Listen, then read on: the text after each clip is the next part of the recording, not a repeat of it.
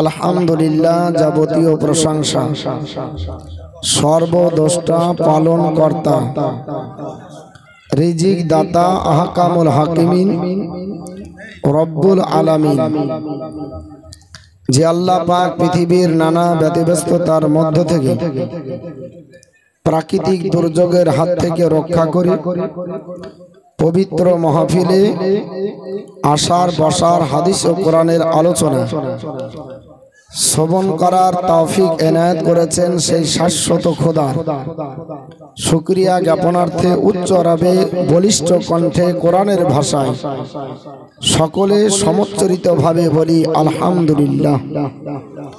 অতঃপর সাইয়্যিদুল মুরসালিন, আনিসুল গারিবিন, রাহাতুল আশিকিন, মুরাদুল মুস্তাকিন, জনাবে মুহাম্মদুর রাসূলুল্লাহ সাল্লাল্লাহু তাআলা আলাইহি ওয়াসাল্লামের উপরে লাখো কোটি দরুদ ও সালাম শান্তির ধারা বর্ষিত হোক। সকলেই বলি আল্লাহুম্মা আমিন।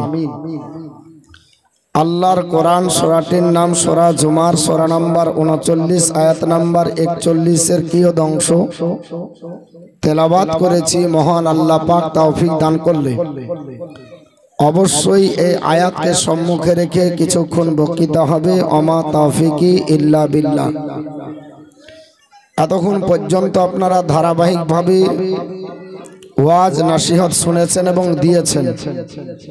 মাদ্রাসার জালসা, এটা আপনারা সকলে অবগত আছেন। আমার এইবারে মনে হয় 4 বার হলো, তাতে আমি দেখি সারা রাত্রি জালসা এখানে হয় আর লোকের খুব সমাগম হয়। সেই সূত্রে মা বোনদের জায়গা কম হচ্ছে। আমার মনে বলে আপনারা একটু এগিয়ে এসে মাদেরকে একটু সুযোগ করে দিলে বেশি ভালো হয়। মা বোনদের হয়নি জায়গা, মা বোনরা একবারে খুব ফিল আপ হয়ে আছে। আচ্ছা, যারা দিয়েছে এখন রাখো। সবে মাত্র উঠলাম, আধা ঘন্টা কোনো টাকা আমাকে এখন দেবে না। মা বোন আপনারা একটু জায়গা দেখে বসে যান। আল্লাহর কোরআন অটুট বিধান, সূরা জুমার 39 নম্বর আয়াতের 39 নম্বর সূরার 41 নম্বর আয়াতের কিয়দংশ তেলাওয়াত করেছি। তাতে মহান আল্লাহ পাক বললেন, ইন্না আনজালনা আলাইকাল কিতাবা লিন-নাসি বিল হক, we have revealed this book to thee in truth for mankind। আমি আল্লাহ নবী আপনার উপর কোরআন অবতীর্ণ করেছি মানুষের কল্যাণ কল্পে। টাকা লিব না বলছি না, ভালো করে বোঝেন, কারণ না লিবে কমিটিও রাগ করবে। আর মাদ্রাসার শিক্ষক যিনারা আছে এরা আমাকে সামনে না বললে পিছনে কি লাভে নাকি, যে টাকা লিছে না, টাকা চাহা পাওয়া যায় না। আর এটা এমন একটা জালসা সারা রাত দেয়, তা আমাকে একটু ভিড় এত বানতে দেবেন। আগে যদি রড আর সিমেন্ট পাথর ফেলে দেন তো কোথায় কলম তুলবো? অন্তত পক্ষে কলমটা খাড়া করতে দেন। তারপর যা দিবেন তখন আমি একটু জিসিপি দিয়ে মাটিটা এদিক ওদিক করে দিব, জায়গা পেয়ে যাবেন, আপনাদের অসুবিধা নেই। হ্যাঁ, এই দেখেন, খুতবা পড়ার পর আমাকে তো শুরু করতে দিবেন, এখানে এখন দিবেন, সবাই বুঝতে পারলেন? এখন যা দিবেন এখানে দেন, আমি একটু কিছু বলি। তো আল্লাহ পাকের পবিত্র কোরআন সূরা জুমার, তাতে থেকে আয়াতে মুকাদ্দাসা তেলাওয়াত করেছি। মহান আল্লাহ পাক বলেন, আমি কোরআন অবতীর্ণ করেছি মানুষের কল্যাণ কল্পে, হুদাল্লিন নাস, মানুষের হেদায়েতের জন্য। এ কোরআন এমন একটা কিতাব, সুবহানাল্লাহ, মহান আল্লাহ পাক বলেন, জালিকাল কিতাবু লা রাইবা ফি, there is no doubt in the holy Quran. এমন একটি কিতাব যাতে সন্দেহ তো দূরের কথা, ভুল তো দূরের কথা, সন্দেহের অবকাশ নেই।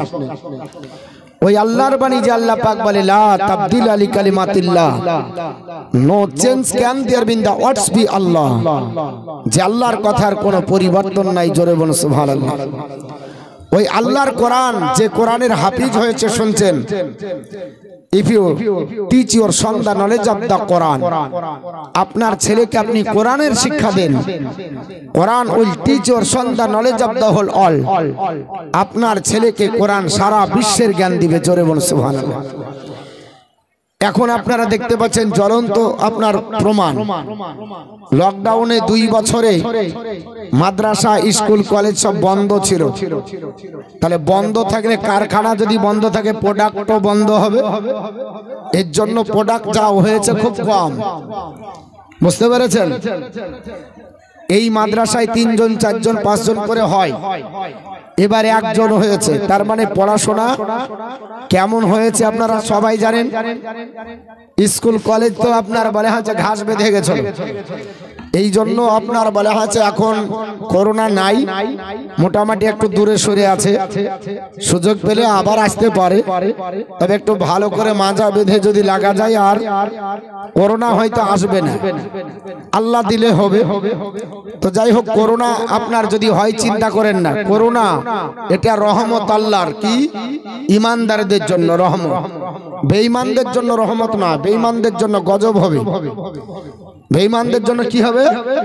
গজব হবে। আল্লাহ রাসূল বলেছেন, মা আয়েশা তুল হুমায়রা রাদিয়াল্লাহু তাআলা আনহা তিনি বর্ণনা করেন, লা ইউসুবুল মুমিনা সাওকাতুন ফামা ফাওকাহা, যদি মুমিন বান্দার শরীরে সুই কিংবা তার আগা পরিমাণে অসুখ হয়ে যায়, ইল্লা রাফাহুল্লাহু বিহা দারাজাতান, আল্লাহ মুমিন বান্দার মর্যাদা আল্লাহ বাড়িয়ে দেয়। জোরে বল সুবহানাল্লাহ। শুধু মর্যাদা বাড়ায় না, হাত্তা আনহু বিহি খাতিয়াতিন, তার জীবনের একটা পূর্বের গুনাহও মাফ করে দেয়। জোরে বল সুবহানাল্লাহ। অপর হাদিসে তিরমিজি শরীফের কিতাবুল জানাইজে এসেছে, হযরতে আবু সাঈদ খুদরি বর্ণনা করেন, যদি কোনো ব্যক্তির শরীরে সুইয়ের আগাল পরিমাণে তার চাইতে বেশি অসুখ হয়, তার জীবনের যা গুনাহ আছে পূর্বের সব গুনাহ আল্লাহ মিটিয়ে দেয়। জোরে বল, সব গুনাহ ভালো হয়ে যায়, সব গুনাহ আল্লাহ আপনার মিটিয়ে দেয়। অসুখ হলে চিন্তা করেন না, নার্ভাস হয়েন না। অসুখের সময় তো মুসাফা বন্ধ করে দিয়েছিল, ঠিক না বেটি? মুসাফা করবে না, ওকে অসুখ হয়ে যাবে বলে। আরে অসুস্থ ব্যক্তিকে দেখতে যাওয়া নবীর সুন্নাত, নবীর সুন্নাত।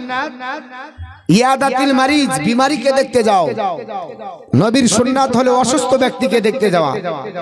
আর অসুস্থ ব্যক্তিকে যদি দেখতে যান কি পাবেন? বিশ্বনবী সাল্লাল্লাহু আলাইহি সাল্লাম বলছেন, হযরতে শাওবান রাদিয়াল্লাহু তাআলা বর্ণনা করেন হাদিসটি, অসুস্থ ব্যক্তিকে দেখতে যাওয়ার জন্য ইন্নাল মুসলিমা ইজা দা আখাহুল মুসলিমা,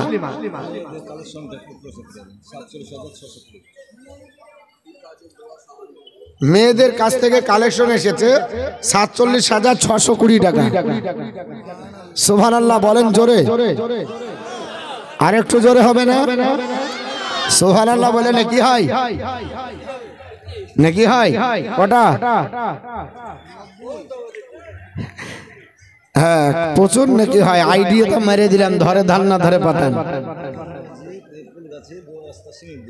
আব্দুল মজিদ কুলগাছি 2 বস্তা সিমেন্ট দেবে। আচ্ছা, লিখে দেবেন। কিন্তু আমি তো একটু বললাম যে আমি একটু কিছু বলি, আমার আর বলা সেই রকমই হবে, তবে আপনারা বলিয়ে নিন। আল্লাহ পাক যেন আমাকে বলার তৌফিক দেয়। আর যারা দিচ্ছেন দেন, অসুবিধা নাই। তো আমি যেটা বলছিলাম যে ইন্নাল মুসলিমা ইজা দা আখাহুল মুসলিমা, যদি কোনো মুসলমান অপর মুসলমানকে দেখতে যায়, তাহলে বলা হচ্ছে লাম আপনার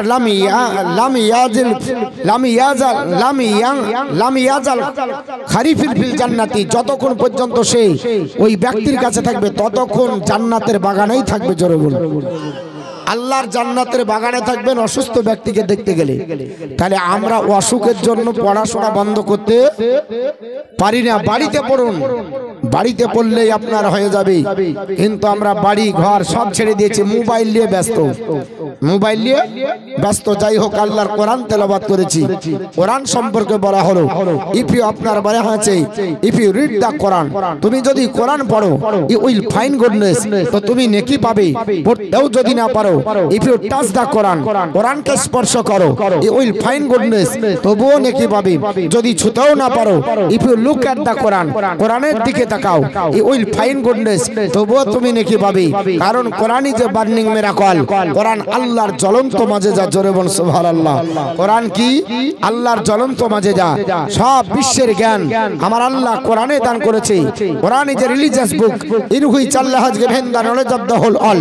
কোরআন এমন একটা ধর্মগ্রন্থ, সারা বিশ্বের জ্ঞান আল্লাহ কোরআনে দিয়েছে।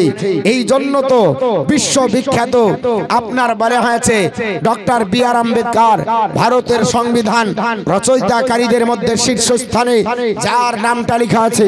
উনি বলেছিলেন, বলে আমাকে যদি জিজ্ঞাসা করো কোরআন সম্পর্কে, তাহলে আমি এই সত্য কথাটা এটাই বলতে বাধ্য হব যে আল্লাহর কোরআন এক পাল্লায় যদি দাঁড় করা হয় 199টি দেশের সংবিধান, অপর পাল্লায় যদি দাঁড় করা হয় আফগানিস্তানের সংবিধান এক পাল্লায় দাঁড় করো, পাকিস্তানের সংবিধান এক পাল্লায় দাঁড় করো, আফগানিস্তানের সংবিধান এক পাল্লায় দাঁড় করো, ইরাকের সংবিধান এক পাল্লায় দাঁড় করো, আমেরিকার সংবিধান এক পাল্লায় দাঁড় করো, সৌদির সংবিধান এক পাল্লায় দাঁড় করো, কুয়েতের সংবিধান এক পাল্লায় দাঁড় করো, মিশরের সংবিধান এক পাল্লায় দাঁড় করো, সৌদির সংবিধান এক পাল্লায় দাঁড় করো, জর্ডানের সংবিধান এক পাল্লায় দাঁড় করো, তুর্কিস্তানের সংবিধান এক পাল্লায় দাঁড় করো। অর্থাৎ 199টি দেশের সংবিধান এক পাল্লায়, কোরআনকে অপর পাল্লায়। Quran is the ultimate constitution for human race. তবুও কোরআন, আল্লাহ পাকের কোরআনের মর্যাদা সবচাইতে বেশি হবে, কারণ কোরআন মানব জাতির জন্য চূড়ান্ত সংবিধান। জোরে বল সুবহানাল্লাহ। কোরআন হলো চূড়ান্ত মাজেজা, কোরআন হলো চূড়ান্ত সংবিধান। ভারতের সংবিধান মোল্লা রচনা করেছে, পাকিস্তানের সংবিধান মোল্লা রচনা করেছে, আফগানিস্তানের সংবিধান মোল্লা রচনা করেছে, ইরাক ইরানের সংবিধান মোল্লা রচনা করেছে। অর্থাৎ 100টা আপনার 199টি দেশের সংবিধান রচয়িতাকারী মোল্লা, আর আল্লাহ হচ্ছে কোরআনের আপনার মালিক। কোরআনের আপনার কথাকার আল্লাহর। অতএব আল্লাহর মোল্লার মধ্যে পার্থক্য হবে না? হবে না? জোরে বলেন হবে না? হবে না? Quran is the words of আল্লাহ। কোরআন আল্লাহর বাণী। অতএব আল্লাহর বাণীতে ভুল থাকতে পারে না, অসম্পূর্ণ থাকতে পারে। ভারতের সংবিধানে সম্ভব, পাকিস্তানের সংবিধানে সম্ভব, আফগানিস্তানের সংবিধানে এটা সম্ভব, কিন্তু কোরআনে অসম্পূর্ণ নাই। কোরআনকে আল্লাহ পাক কমপ্লিট করে মানব জাতির জন্য কমপ্লিট করে পৃথিবীতে আপনার বলা হয়েছে পৃথিবীতে পাঠিয়ে দিয়েছে। The code of life of আপনার বলা হয়েছে হিউম্যান লাইফ। হিউম্যান লাইফের মানব জীবনের কোরআন পূর্ণাঙ্গ জীবন ব্যবস্থা করে আল্লাহ কোরআনকে পাঠিয়েছে। জোরে বল সুবহানাল্লাহ। এই কোরআন আজকে পড়া হয়, এই কোরআন আপনার শেখানো হয়, কোরআনের ট্রেনিং হয়। অতএব চিন্তা নাই, এখানে থাকবে কারখানা, কোরআন পড়ানো হবে, কোরআন আপনার বলা হয়েছে অনুযায়ী কাজ হবে। চিন্তা ভাবনা নাই, শুধুমাত্র একটাই চিন্তা করেন, এই মাদ্রাসাকে আপনার টিকিয়ে রাখতে হবে। মাদ্রাসা যতদিন টিকে থাকবে ততদিন কোরআনের হাদিসের পড়া আরম্ভ আপনার থাকবে, চালু থাকবে। থাকবে না ভাই? কোরআন হাদিসকে চালু রাখতে হবে। আর চালু যদি রাখতে হয় তাহলে লেখা পড়ার দরকার আছে, আছে না নাই ভাই? লেখা পড়ার দরকার আছে। কোরআন পড়ান, জীবন ধন্য হয়ে যাবে। আল্লাহর কোরআন আপনার জীবনকে আপনার বলা হচ্ছে পূর্ণাঙ্গ জীবন ব্যবস্থা। কোরআন আপনার জীবনকে চাঙ্গা করবে। কিন্তু আমরা মুসলমান, আমরা পড়ে গেছি অসময়ে।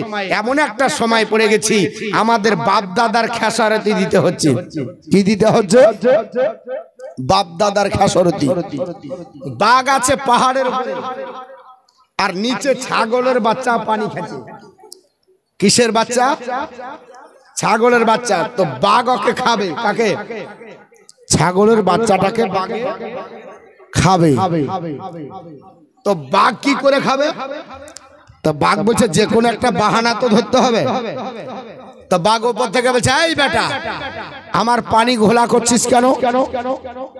তো ছাগল বলছে, হ্যাঁ রে ভাই, তুই আছিস উপরে, আমি আছি নিচে, আমি ঘোলা করলাম তো তোর পানি কি উপরে যাবে?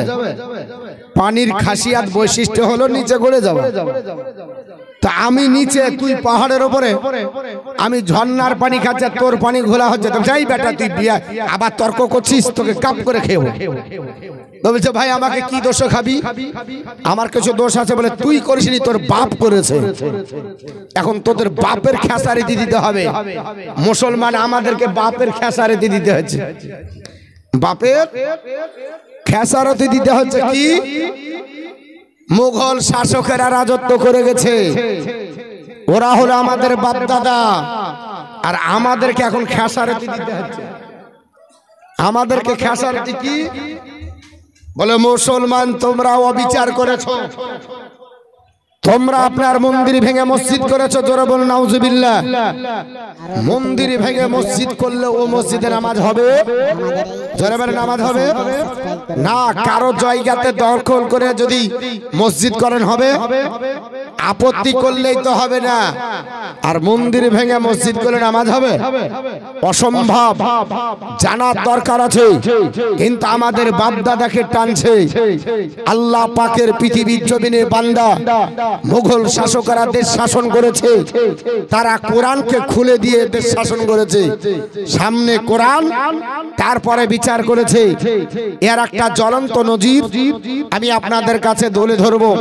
পবিত্র কোরআনের সূরা মাইদার 45 নম্বর আয়াত, আপনার এই আয়াতকে সম্মুখে রেখে বিচার করেছিলেন বিশিষ্ট আপনার বলা হয়েছে ইসলামিক চিন্তাবিদ এবং সম্রাট বাদশাহ, নাম হলো বাদশাহ জাহাঙ্গীর। তিনি জবরদস্ত বাদশাহ, যিনি বিচার করেছেন তার বিচারে একটুকু ফল নাই। এটা আপনার বলা হয়েছে পৃথিবীর ইতিহাস থেকে প্রমাণ হবে। তবে আপনাদের ধৈর্য, আপনাদের সহ্য, আপনাদের বলা হয়েছে একগ্রতা, আপনাদের দোয়া, একবার দরুদ শরীফ। আমি ইসলামের চিন্তা ভাবনাই এবং আপনার পৃথিবীর ইতিহাস দিয়ে প্রমাণ করব কোরআন হাদিস সম্মুখে রেখে যে মুসলমান শাসক আমাদের যারা পূর্বপুরুষ ছিল, এরা আসলে দোষ করেছে কি করেনি, এরা কি করেছে, এরা কি উপকার করেছে, মুসলমান হয়ে অপর জাতির কতটা উপকার করেছে তার প্রমাণ ইনশাআল্লাহ দিব একটা একটা করে। একবার দরুদ শরীফ আল্লাহুম্মা।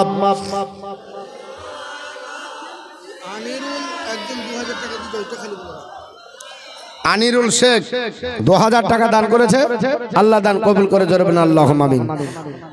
আল্লাহুম্মা সাল্লি আলা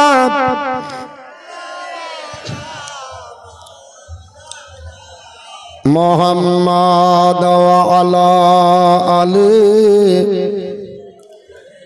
মাওলানা মুহাম্মাদ সাল্লাল্লাহু আলা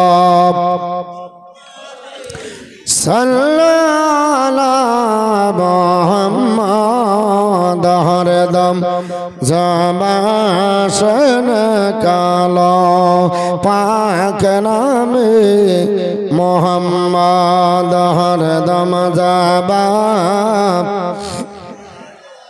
শাফিআনা মুহাম্মদ সাল্লাল্লাহু তাআলা আলাইহি ওয়াসাল্লাম। আমার বন্ধুগণ, বাদশাটির নাম হলো বাদশাহ জাহাঙ্গীর, যিনি আপনার মুজাদ্দিদ আলফে শানের হাতে মুরিদ হয়েছিলেন। উনি আপনার জীবনী আলগা করলে ওনার দেখা যায় জীবনে আপনার বিচার করেছেন, তো কোরআনকে খুলে বিচার করেছেন। জীবনে কোনোদিন অন্যায় বিচার করেননি, জোরে বল সুবহানাল্লাহ। জীবনে কোনোদিন অন্যায়কে প্রশ্রয় দেয়নি, এমনকি নিজের বিচার নিজে করেছে, বিবির বিচার পর্যন্ত করেছে, জোরে বল সুবহানাল্লাহ। আমরা বিবির বিচার করতে পারি না। বাদশাহ জাহাঙ্গীরের বিবির নাম নূরজাহান, যাকে জগতের আলো বলা হয়। আপনার পূর্ব নাম ছিল মেহেরুন্নেসা। যেই দিন বিবাহ করে বাড়িতে নিয়ে আসলেন, বাড়িতে বাসর রাত্রে পালন হয়, ওই সময়তে তার চেহারা দেখে মুগ্ধ হয়ে বললেন জাহাঙ্গীর, বলে বিবি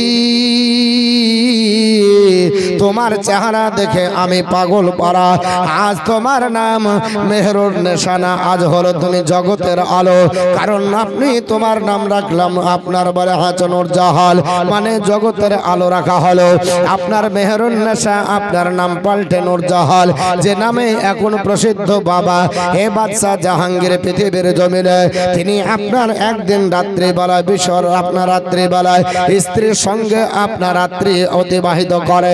হঠাৎ করে বিবি নূরজাহান আপনার গলা ধরে ডাক দিয়ে বলল, স্বামী গো, অনেক স্ত্রী অনেকের কাছে অনেক স্বামীর কাছে চাই, আমি কোনোদিন আপনার কাছে কোনো দাবি নিয়ে যাই না, কোনো জিনিস নিয়ে আপনার কাছে হাজির হই না। বলে, স্বামী আজ আমি আপনার কাছে দাবি করেছি, আমার দাবি পূর্ণ করতে হবে। বলে কি? আমার দাবি হলো আগামীকাল আমি একটু বন শিকারে যাব, একটা হরিণকে আপনার ধরব, তীর্ধনুক দিবেন, হরিণ শিকার করে বাড়িতে নিয়ে আসার পরে আমি হরিণটাকে পুষবো, একটু অনুমতি দিতে হবে। বাদশাহ জাহাঙ্গীর বলল, বিবিরে হরিণ শিকার করতে যাবে বটে, কিন্তু তুমি পর্দার খিলাফে যদি হয়ে যাও আল্লাহ দরবারে আমাকে জবাবদিহি করতে হবে। হবে কি হবে না? আর আমাদের বোরা যদি মেম্বার হয় তো মুচকি মুচকি হাসি আর পাক দি, যাক বোটা তো ফাও ছিল, এ তো বেকার খাটতো না, আমারটা তো হবে হবে, বইয়ের টাকা দিয়ে আমার চলে যাবে, ঠিক না বেটি? বইয়ের টাকাই চলে যাবে। আমার বন্ধুগান বলার উদ্দেশ্য হলো, বাদশাহ জাহাঙ্গীর পৃথিবীর জমিনে বিবিকে বলল, বিবি যদি তুমি পর্দার খেলাপ করো তাহলে কিয়ামতের দিন আমাকে দায়ুসের আপনার কাতারে পড়তে হবে। আমি আপনার দায়ুসতে রাজি নয়, কারণ আমি স্বামী, আল্লাহর দরবারে স্বামী হিসাবে আর তুমি স্ত্রী হিসাবে, দুজনে যেন একসঙ্গে জান্নাতে থাকতে পারি। জোরে বলুন সুবহানাল্লাহ। এ বাদশাহ জাহাঙ্গীর পৃথিবীর জমিনে তিনি আপনার স্ত্রীকে যেতে দেবে না। স্ত্রী বাইনা করলো, স্বামী যদি না দেন তাহলে আল্লাহ দরবারে আমিও নালিশ করব। বলে, আল্লাহ আমার স্বামী এমন ছিল, আমার মনের আশা পূর্ণ করেনি, আমাকে কোনো দিন স্বাধীনতা দেয়নি, পরাধীনের মধ্যে রেখে দেয়। বাদশাহ জাহাঙ্গীর আপনার পার্থক্য করে পড়ে গেলেন। বাদশাহ জাহাঙ্গীর অনেক কিছু ভাবা চিন্তা করার পরে বলল, বিবি তবে যাবে পর্দার খেলাপ যেন না হয়, তোমার স্ট্রাকচার যেন কেউ দেখতে না পায়, তোমার বডি ল্যাঙ্গুয়েজ যেন কেউ শুনতে না পায়, তোমার দেহের আকৃতি যেন কেউ না জানতে পারে। বিবি যাবে তবে পর্দার আপনার খেলাপ না হয়, পর্দার সঙ্গে তুমি যাবে, একটা দাসী নিয়ে যাও, তবে রাত্রি বেলায় সফর আরম্ভ হবে। জোরে বলুন সুবহানাল্লাহ। বাদশাহ জাহাঙ্গীর আপনার রাত্রি বেলায় সফর করার জন্য ঘোড়ার উপরে জিন আপনার সবার করে দেয়, দাসীর হাতে আপনার লাগাম ধরিয়ে দিয়ে বলল, দাসীর রাতে রাতে যাবি, কেউ যেন না দেখতে পায়। বাদশাহ জাহাঙ্গীর আপনার পিছন থেকে তাড়িয়ে দিলেন, পিছন থেকে তাকে আপনার পাঠিয়ে দিলেন। বিভিন্ন জাহাজ রাস্তা দিয়ে চলে গেলেন রাতে রাতে। গভীর রাত্রিতে যখন জঙ্গল ঢুকলেন, রাত্রি বেলায় শিকার হলো না, সকাল বেলাতে আপনার শিকার করবে। একটা হরিণকে দেখতে পেলেন, অনেক ঘোরাঘুরি পর ওই হরিণটাকে তীর নিক্ষেপ করে মারবো চিন্তা ভাবনা নিয়েছে। আপনার হাতের তীর যদি ছুটে যায়, তীরটাকে ঘুরিয়ে আনতে পারবে না কেউ, ঠিক না বেঠিক বাবা? বাদশাহ জাহাঙ্গীরের বিভিন্ন জাহান তীর নিক্ষেপ করলো, কালের করাল গতিতে আল্লাহ পাক ঘটনা ঘটিয়ে দেবে। আপনার সঙ্গে সঙ্গে হরিণটা দু কদম এগিয়ে যায়, আর তীরটা বাইপাস চলে গেল। লাগবি তো লাগে, আল্লাহর বান্দা কাঠুরিয়ার সিনায় লেগে গেল, কারণ আমার আল্লাহ পাক বলেছে, ওয়ালা ইউআখিরুল্লাহু নাফসান ইজা জালাহা, আমি যার মৃত্যু দিব এক সেকেন্ড আগেও হবে না, এক সেকেন্ড পরেও হবে না। আইনা মাত্রা করে দুরকমের মাও, বান্দা তুমি যেখানেই থাকো, মৃত্যু তোমার কাছে, আপনার মৃত্যু তোমাকে পাকড়াও করবে। ওয়ালাউ কুনতুম ফি বুরুজিম মুসাইয়্যিদা, বান্দা যদি পৃথিবীর জমিনে শক্ত দুর্গের ভিতরে আবদ্ধ থাকো, তবু তাকে মৃত্যু হাতছানি দিবে কিনা বাবা? আল্লাহর হুকুম হয়ে গেল। বাদশাহ জাহাঙ্গীরের আপনার স্ত্রী বাবা নূরজাহান ওই আপনার কাঠুরিয়ার সিনাতে আপনার মেরেছিল, কিন্তু জেনে মারেনি, হরিণকে মারলো পায়ের দিকে, লাগবি তো লাগ তাকে লেগে গেল। আল্লাহর হুকুম হলো, সঙ্গে সঙ্গে তার প্রাণ নাশ হয়ে গেল। জীবনের অন্তিম কালে